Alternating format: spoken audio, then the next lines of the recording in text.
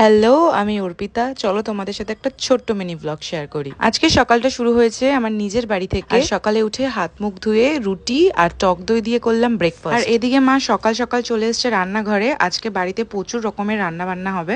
এদিকে তো ইলিশ মাছ ভাজা, তার সাথে কাতলা মাছ ভাজা চলছে। আর এদিকে আমি চলে এসেছি চিকেন ম্যারিনেট করতে, কারণ আজকে বিকেলে হবে তন্দুরি পার্টি। আর তন্দুরির রেসিপিটা আমি অন্য একটা শর্টসে শেয়ার করব। যেহেতু বাড়িতে দিদি এসছে, তাই এখন বাড়িতে কিন্তু জমজমাট পরিবেশ। তারপর তো স্নান দান করে চলে এসেছি দুপুরের লাঞ্চ করতে। আর যেদিন বাড়িতে ভালো কিছু রান্না হয় সেদিন জানি আমার খুব তাড়াতাড়ি খিদে পেয়ে যায়। আমার মতো তোমাদের কি এরকম হয়? কিন্তু সেদিন আমাদের দুপুরের লাঞ্চ করতে করতে প্রায় 4টে বেজে গেছিল। আর আজকের লাঞ্চ দেখে বুঝতেই পারছো, আজকে আমাদের লাঞ্চে ছিল ইলিশ বিরিয়ানি, তার সাথে কাতলা মাছও ছিল কিন্তু। আর খেতে এক কথায় অসাধারণ হয়েছিল, মনে পড়লে এই জিভে জল আসার মতো। দুপুরের খাওয়া দাওয়া শেষ করে সন্ধ্যাবেলায় এখন হচ্ছে তন্দুরি পার্টির আয়োজন। প্রথমে মাইক্রোওভেনে করার চেষ্টা করা হচ্ছিল, কিন্তু এত সময় লাগছিল, শেষ পর্যন্ত বাধ্য হয়ে একটা অন্য উপায় বার করে ফেললাম তন্দুরি গুলোকে। কিন্তু এটা তৈরি করতে সবার এত কষ্ট হয়েছে, শেষ পর্যন্ত মনে হচ্ছিল যে এটা বোধহয় না করলেই ভালো হতো।